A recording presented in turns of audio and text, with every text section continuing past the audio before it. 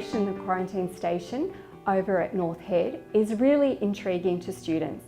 It's a story and a site that tells us about our past, about our migration story. It tells us about disease and death. It traces our development right way back from when we were a convict colony into the gold rush era and then into more modern 20th century times.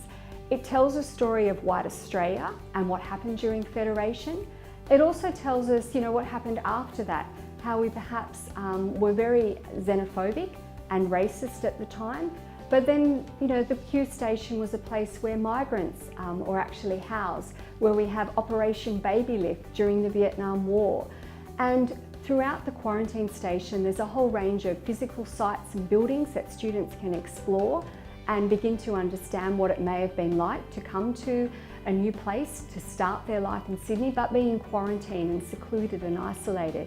There's also 1,600 inscriptions written into the sandstone as people arrived, which have been etched and carved and painted, which tells their story, what ships they may have came on, when their journey commenced, how many people survived.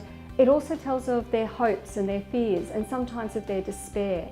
And I think those stories are incredibly intriguing. So for modern history students, it's an opportunity to actually investigate in archaeological as well as the written records and to start to see, well, how should we commemorate? How should we construct these sites to preserve them and engage with the ethics and to think about adaptive reuse?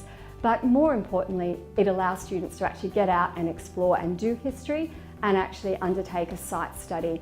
And I think that's fascinating and exciting.